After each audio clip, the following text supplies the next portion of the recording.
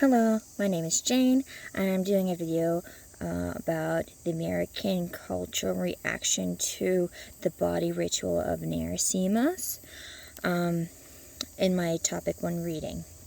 The Narasimhas have lived in a few places. One is Canada Creek, and another place is somewhere in Mexico.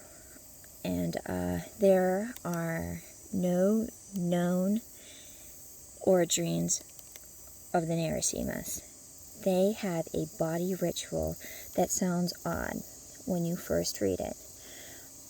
For example, the Narasimhas' body ritual is that they take a bundle of hog hair and they put it in their mouth with a magic powder. They move this hog hair and magic powder around in their mouth and, formation gestures. When I first read this, it sounded gross to me, honestly. It did, because it's hog hair.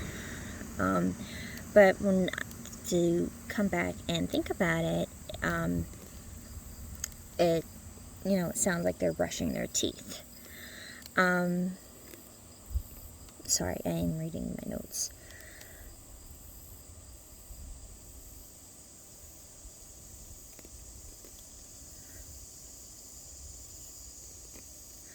Another thing that the Narasimha do in their culture that is different from what we tend to be normal is that they have a shrine in their home. The shrine is built into a wall. Either it has a box or it is a chest. And in these boxes or chests would be charms and potions. The family would get a charm or a potion from a medicine man. A medicine man would write down the ingredients that they would need for these charms or potions, and the only ones that would be able to understand what the medicine man ingredients would be, or what they are, were the medicine man and herbalists. So they would go out and they would get the items that they need to for these potions and the charms, and they would give them back to the client, and the client would use it for whatever thing they needed it for. And if they had extra stuff from these charms and potions, they would put them in their shrine. And it was very common that if you would go into their home and you'd see their shrine, that the boxes and chests would be overflowing with these charms and potions, because they would forget what these charms were used for, or they would be afraid to reuse them. So they would just go out and talk to the medicine man about it, and they would get new charms and potions.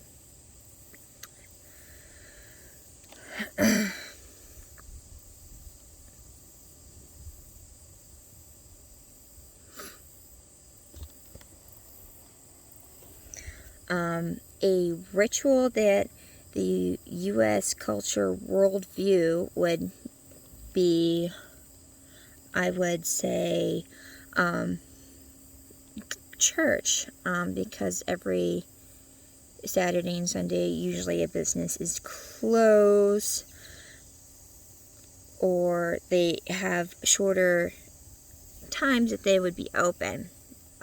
So to go from there would be that no one would really work on a Sunday. They would be closed, because what they would do is that we would go to church and do a church service. Would be there for a church service, and they would have a pastor or a father leading the ceremony, in front of the whole church. And the sizes would be either a big group of people, a little group of people. I know the church that I went to, it was on the smaller side, but everyone knew each other. It was very welcoming, and there was a program for the children to do while our pastor was giving our sermon. So the kids weren't making a lot of noise. They'd be downstairs in their class.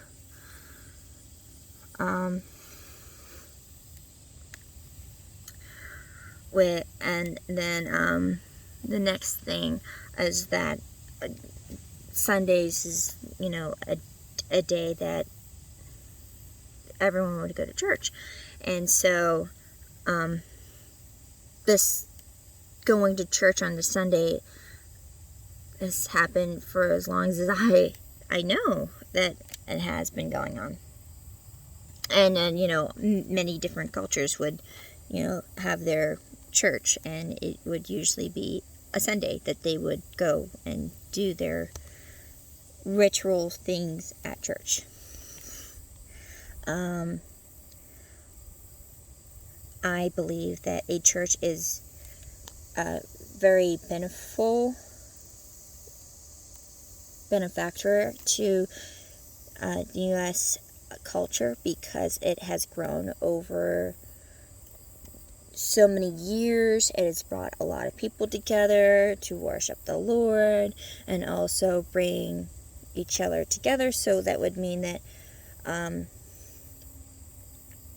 we would come as a community and help one another. Like, it would be from picking up trash in our neighborhood and keeping our community clean. And another one would be, we would have support groups for new moms or just new parents, and helping people who have gambling problems or a drinking problem, that they would have these programs that they would come and help these people to get better in whatever situation they are in. And they would do it daily. Well, not daily, but they would do it a lot. And so I'd say having a church benefits U.S. culture immensely, because they help one another. They with food, clothes, programs for mental and physical health, showing that, hey, we may not be your family, but we care and we want to help, and they don't ask you for money to be a part of that group. So the site that I found that went with this, I have two.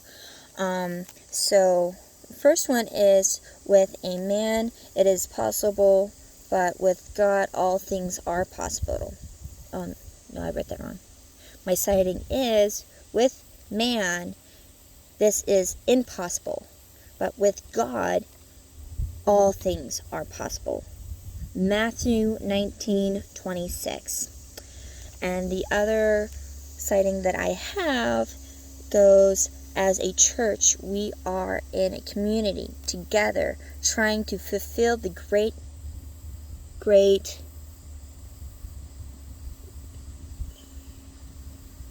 commission that Jesus left us with, as we gently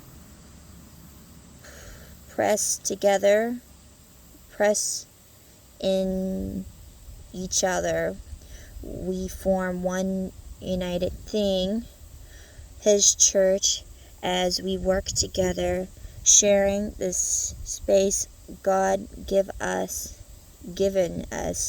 to do His work.